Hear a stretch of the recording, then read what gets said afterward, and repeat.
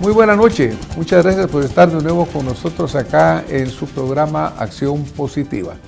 Hoy vamos a continuar un tema muy importante, vital diría yo para el futuro del país en muchísimos aspectos. En el Congreso de la República se encuentra en discusión el presupuesto para el año 2021. Este es un presupuesto sumamente alto, el cual contiene además 4.500 millones de quetzales que son para reactivación económica y casi llega a los 100 millardos este presupuesto. Existe mucha preocupación en muchos sectores, tanto públicos como privados, en el sentido de que la deuda ha venido creciendo muchísimo y por lo tanto hay preocupación de qué es lo que va a suceder, qué implica para Guatemala en general, pero qué implica para usted como ciudadano, qué implica para sus nietos, para sus futuras generaciones. Así que me he permitido invitar y he tenido el honor que me acepte un distinguido profesional, el licenciado David Casasola. El licenciado Casasola es magíster en economía con especialidad en el análisis de políticas económicas de la Universidad de Brandeis University en Estados Unidos, licenciado en economía de la Universidad Francisco Marroquín y ha tenido importante formación a través de diferentes programas. Actualmente, además de ser investigador en el CIEN, Centro de Investigaciones Económicas Nacional, es director del área de investigación del Monitor Global de Emprendimiento en la Universidad Francisco Marroquín y otras varias actividades económicas y académicas importantes. Bienvenido al programa, licenciado Casasola. Muchas gracias por el espacio y va a ser un privilegio poder compartir un momento con ustedes. Muy agradecido. Bueno, pues yo le comentaba que es preocupación generalizada, tanto para los expertos como para los no tan expertos como nosotros, el hecho de saber qué es lo que va a resultar de la discusión que suceda en el Congreso de la República, en donde está sucediendo la discusión política del presupuesto. Y hago este señalamiento de político porque obviamente el presupuesto es un instrumento técnico, pero ya cuando llega el momento de su aprobación se convierte en un instrumento político porque entra una serie muy grande de factores. ¿Cómo visualiza usted en este momento las posibilidades de lo que va a suceder en el Congreso, licenciado? Bueno, de pronto, como cada discusión que se da en el Pleno del Congreso, se ve algo cuesta arriba. No veo yo que antes de la fecha fatídica, que es el 30 de noviembre, tengamos una decisión o una votación por parte del Pleno del Congreso. Sí vemos que no existe de alguna manera los votos necesarios o de pronto una línea clara en cuanto a que la propuesta del Ejecutivo va a pasar sin mayores modificaciones.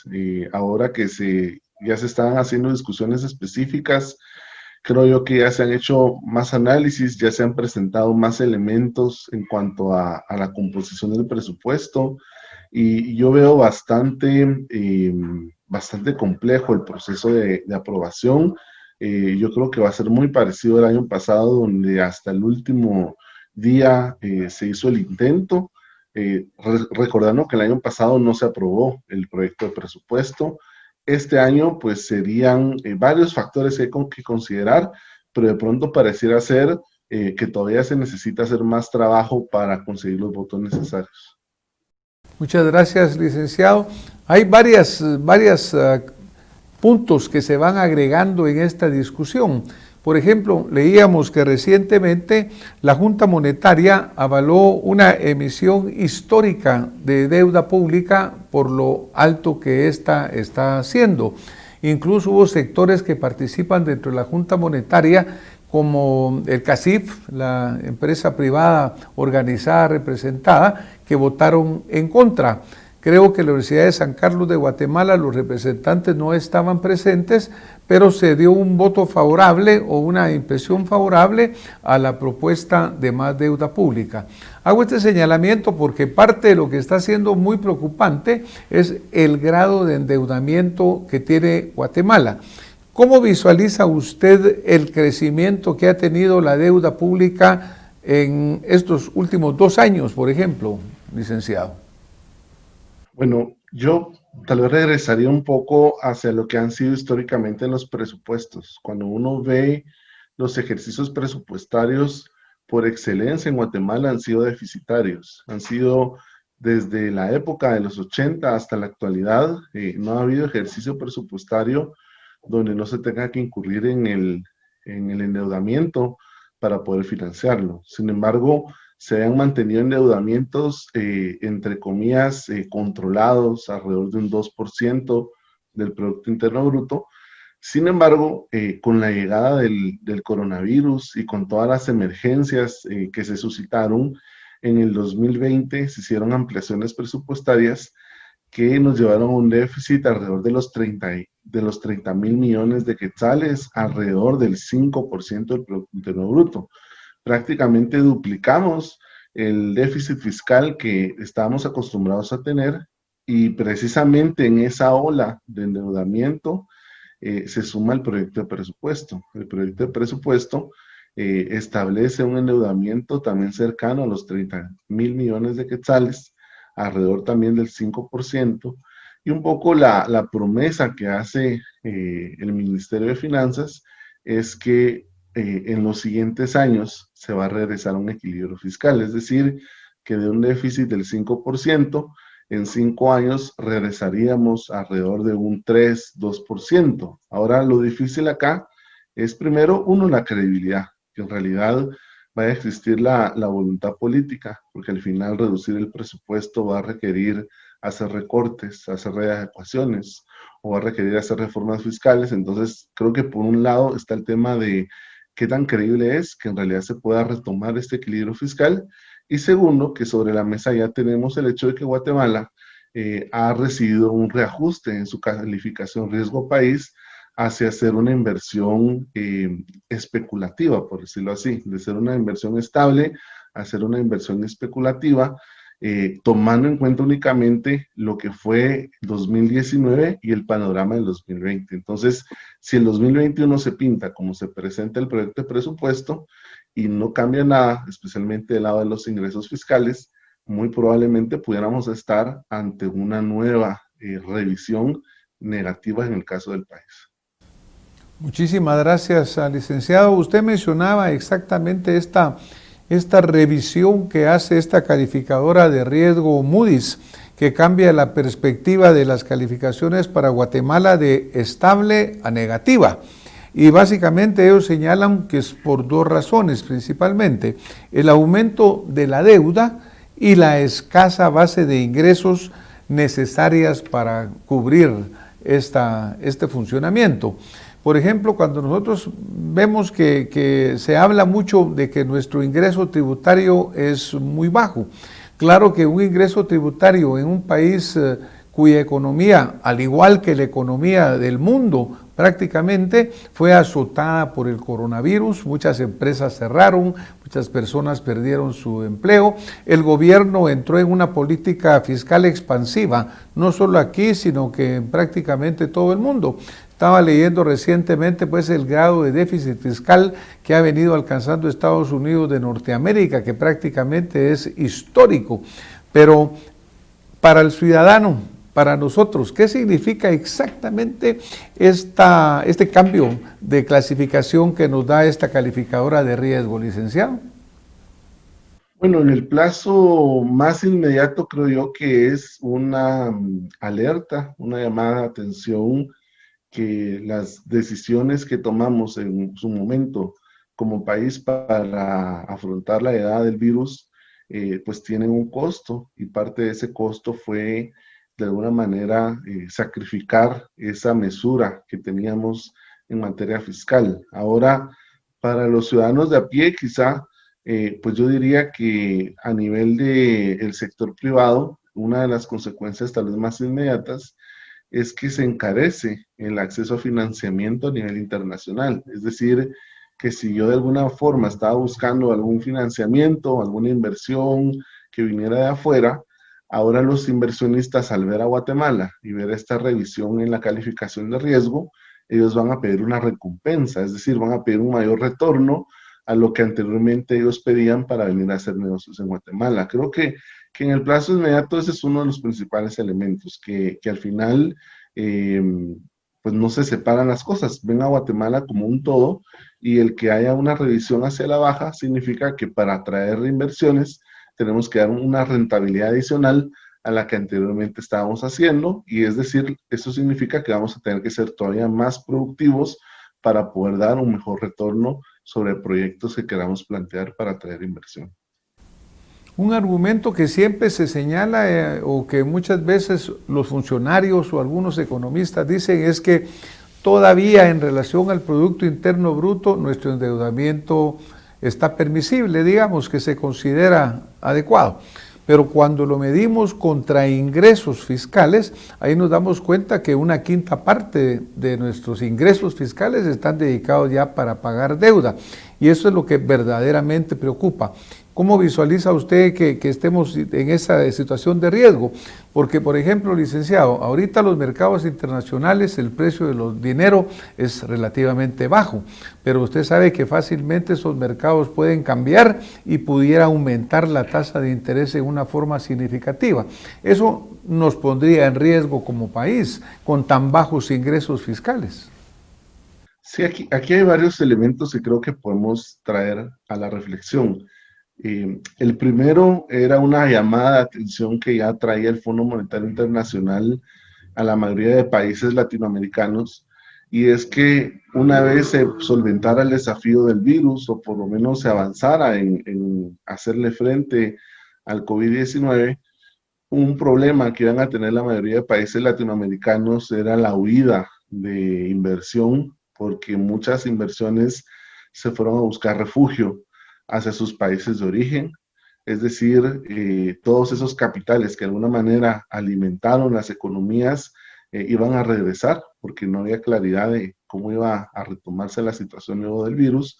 Y segundo, que la manera de responder de los gobiernos, que era incrementando gastos, debido a que sus ingresos tributarios se vieron afectados, es decir, Guatemala no es la excepción, iba a ser incrementando los déficits fiscales, es decir, un mayor endeudamiento. Entonces, sí, una perspectiva muy fuerte de parte del Fondo Monetario Internacional era aumentar estas líneas de crédito porque la probabilidad de que países cayeran en incumplimiento iba a aumentar dramáticamente derivado de la presión que hizo el virus. Y, por ejemplo, si uno revisa la calificación que recibió de riesgo Costa Rica, la calificación que tiene El Salvador, nos damos cuenta que la región centroamericana ya empieza a tener un síntoma muy parecido, y es que hemos de alguna manera empezado a depender tanto del endeudamiento que se están llegando a niveles insostenibles. En ese contexto, depende de las variables que usemos, Guatemala se ve relativamente bien si usamos el Producto Interno Bruto como un indicador, donde alrededor del 25.3% del Producto Interno Bruto es el equivalente a la deuda que tenemos, teniendo países como El Salvador, como Costa Rica, que fácilmente llegan por arriba del 60-70%. Sin embargo, cuando lo vemos, como bien usted lo decía, del lado de los ingresos, son casi 2.7 veces el equivalente a nuestros ingresos fiscales, lo que tenemos como deuda en el país. Y conforme avanzan los diferentes ejercicios tributarios, cada vez se destina una mayor porción de todo el ejercicio presupuestario para el pago de deuda.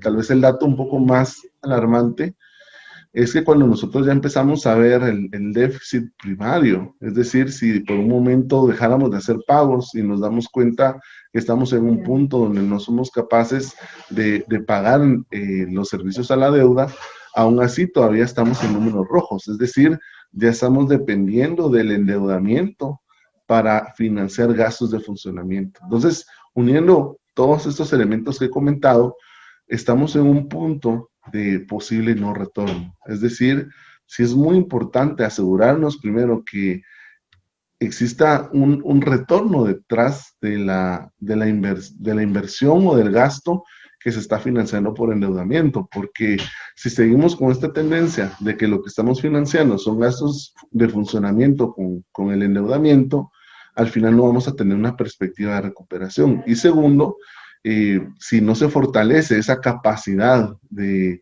un lado de ser eficientes del gasto y por otro lado de fortalecer los ingresos, conforme avancen los periodos de presupuestos, sí vamos a estar en un punto donde nos va a tocar hacer todavía reformas más dramáticas que las que pudiéramos hacer ahora.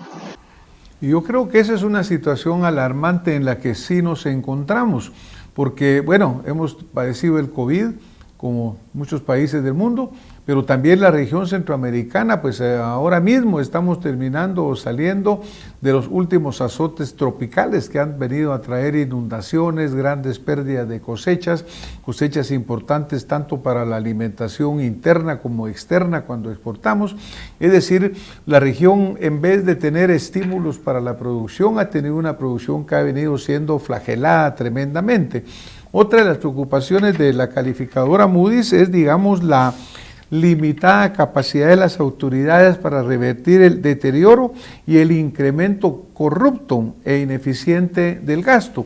Porque muchas veces hablamos de que hay un poco ingreso tributario, pero también todos los guatemaltecos en general, y no solo acá, sino que en muchos lugares del mundo, también la corrupción se come prácticamente lo poco que se pudiera tener. Cuando hablamos de un gasto corrupto, realmente esa es una de las situaciones que tenemos que mejorar, la señalan internacionalmente. En el índice mundial, Guatemala es de los países peor calificados. Así que, ¿qué medidas importantes cree usted que se podían tomar, licenciado, como para parar este flagelo de la corrupción? Bueno, yo creo que acá hay varios elementos que es importante traer a la mesa porque al final del día lo que está ocurriendo es que seguimos pagando el precio de no hacer los deberes que corresponde hacer en su debido momento. Por ejemplo, ahora que llegó la época de la pandemia y hubo que sentarse a readecuar el presupuesto, a hacer un permiso histórico que se le concedió al Banco de Guatemala para hacer compra de títulos de deuda que emitiera el banco, que emitiera el gobierno. En ese proceso de revisión donde tuvimos este aumento y llegamos a un déficit de casi los 30,000 millones de quetzales, en ningún momento se hicieron ajustes o se hicieron previsiones para, por ejemplo, tener una administración más eficiente. Por ejemplo, para ver qué se iba a hacer con futuros aumentos que se solicitaran en los pactos colectivos. De hecho, muchos de los reajustes que se hicieron fue precisamente para ahorrar aumentos salariales que se habían conseguido vía pactos colectivos, que se habían conseguido vía lo que había otorgado una administración anterior en un contexto fuera de crisis. Se siguieron honrando ese tipo de compromisos. Entonces, si bien se tuvo una oportunidad de alguna manera, no solo de hacer readecuaciones presupuestarias para atender la emergencia, sino también se tuvo la oportunidad de hacer recortes en gastos de funcionamiento para que respondiera un poco a la situación que muchos guatemaltecos estaban viviendo, fue algo que no se hizo. Entonces, creo de aquí, en el mediano y largo plazo, hay muchos elementos donde lo que va a primar es la voluntad política, porque al final siempre se habla de reformas a la ley de compras y contrataciones, pero eso al final lo que va a requerir es tener ese justo equilibrio entre la complejidad y entre la facilidad para poder hacer una ejecución eficiente. Entonces eso es algo que creo yo que todavía no hemos logrado llegar a un consenso. Se sigue hablando de hacer reformas a lo que ya existe, se sigue hablando de presentar propuestas de una nueva ley para tener una forma más eficiente de gestionar el gasto. Y creo que ese es un tema que eventualmente tenemos que resolver. El segundo punto tiene que ver con el rol que tiene la Contraloría General de Cuentas.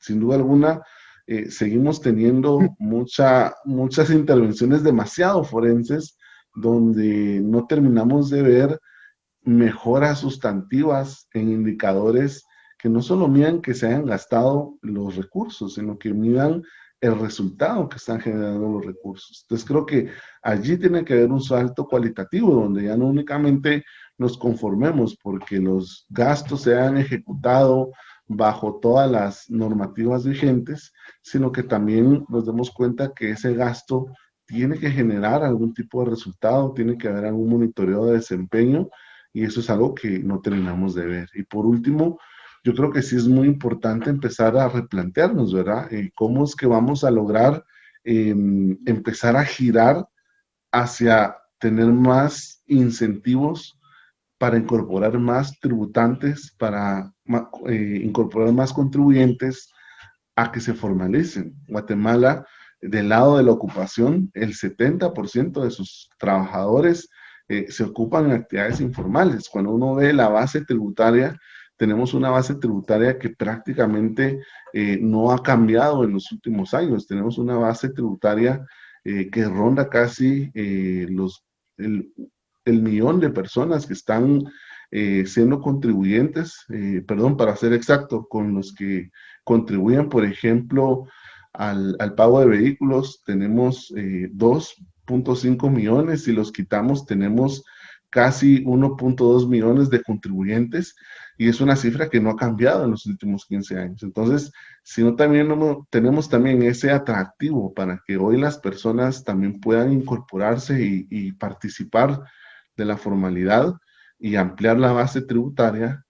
Al final, una reforma fiscal lo que va a venir haciendo es generando todavía más impuestos a los mismos grupos que siempre están pagando. Entonces creo que eso sigue siendo un tema de discusión bastante fuerte, donde un gobierno de turno sí necesita tener mucha credibilidad en su capacidad de gasto, en su transparencia, para sentarse a la mesa y solicitar un esfuerzo para que haya un mayor pago de impuestos. Gracias, licenciado. Desafortunadamente, como mencionabas al principio, básicamente esta es una discusión política la que está sucediendo en el Congreso de la República.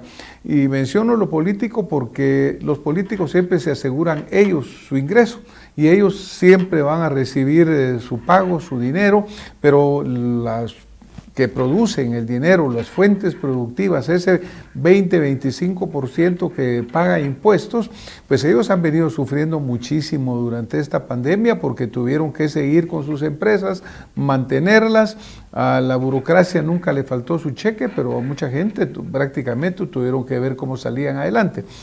Responsabilidad fiscal, responsabilidad, porque en el sentido que los políticos pueden aprobar cualquier cosa que a ellos les convenga, y a veces usar el término después de mí el diluvio, ¿verdad, licenciado? ¿Cómo hacemos para que exista responsabilidad? ¿Hay una forma de que el Congreso no pueda aprobar más allá de cierto nivel de endeudamiento, que no pueda aprobar más allá de cierto déficit? ¿Cómo le ponemos reglas para que no mañana el que venga atrás que pague? Yo creo que es parte de lo difícil que nos ha sido tener políticas de Estado, porque al final, cuando hablamos de un tema fiscal, cuando hablamos de desafíos, estrategias de desarrollo, lo que nosotros necesitamos es una visión de mediano y largo plazo. Lamentablemente, quienes toman las decisiones están de paso y tienen una visión de 4 años. Entonces, creo que ahí es donde radica el principal problema. Tenemos que tener visiones de Estado porque al final las decisiones que hoy se toman, sus efectos no se van a ver cuando termine el mandato. Los efectos se ven a 15, 20 años plazo, y creo que ahí es donde está el principal riesgo. El principal riesgo es que hoy no nos demos cuenta del impacto, no solo para nosotros, sino para nuestros hijos, que puede tener una gestión mal enfocada, o que dependa demasiado de un endeudamiento que no necesariamente se revierta en el mediano y en el largo plazo. Entonces creo que aquí primero lo que necesitamos tener presentes es esa buena memoria a nivel de la sociedad civil, porque pareciera ser que cada vez que se abre un nuevo proceso electoral es borrón y cuenta nueva, y de alguna manera eximimos de sus decisiones a muchos, por ejemplo, diputados que repiten en cargos de elección popular y a muchos partidos políticos que buscan el poder. Creo que sí es muy importante tener una claridad de qué decisiones se están tomando, y si bien no se pueden deducir responsabilidades legalmente, creo que sí es tiempo de empezar a permitir que haya un costo político, por lo menos en un futuro, en los votos, y que estas decisiones se mantengan presentes, porque al final sí hay una especie de contrapesos, pero esos contrapesos han sido de alguna manera no se les ha dado el énfasis que requieren. Por ejemplo, existe una ley orgánica del presupuesto. Una ley orgánica que, por ejemplo, uno de los principios que dicta es que no se puede utilizar deuda para pagar gastos de funcionamiento. Sin embargo, una tendencia que han tenido los últimos presupuestos es hacer una reforma por una única vez, una excepción de decir, estamos conscientes que tenemos esta limitación, no podemos pagar gasto corriente con deuda, pero solo por esta vez lo vamos a hacer. Entonces, una vez uno ya permite ese tipo de cosas, o uno ya permite, por ejemplo, que a pesar de no haber un acuerdo absoluto en la Junta Monetaria, se le dé un visto bueno a un proyecto de presupuesto donde tenemos un gran nivel de endeudamiento y donde, a diferencia de lo que se ha dicho, la gran mayoría de aumentos no responden a un tema de reactivación económica, sino que responden a más de lo mismo: sueldos y salarios, gastos en funcionamiento. Creo que mientras esos contrapesos sigan teniendo un componente político, sigan teniendo un componente de corto plazo al emitir decisiones, creo que no nos queda más que tener esto, llevar la nota de todo lo que se está decidiendo, y a los que están tomando estas decisiones en un futuro, pues que paguen el precio a nivel de la elección y de los votos que vayan a recibir. Muchísimas gracias, licenciado. Le agradecemos que haya compartido con nosotros y con nuestra audiencia toda esta información el día de hoy. Realmente esperamos que este mensaje, este programa, llegue a estos 160 diputados que van a tener pues el compromiso, la responsabilidad de aprobar un presupuesto, el cual, como usted señala, puede ser que lo afecte, que les duela incluso a nuestros tataranietos por el grado de endeudamiento que ahorita nos están colocando. Así que ojalá que lo escuchen. También sabemos que el grado de ingreso de la persona asalariada ha venido disminuyendo, a pesar del tremendo gasto público que hay, a pesar de la expansión, pues desafortunadamente el gasto ineficiente y corrupto ha llevado a que tengamos menos desarrollo. Licenciado, hoy nos vamos a tener que ir. Le agradecemos que haya estado con nosotros en Acción Positiva, y a ustedes que nos han acompañado, gracias. Y nos vemos la próxima semana con más Acción Positiva. Gracias, licenciado.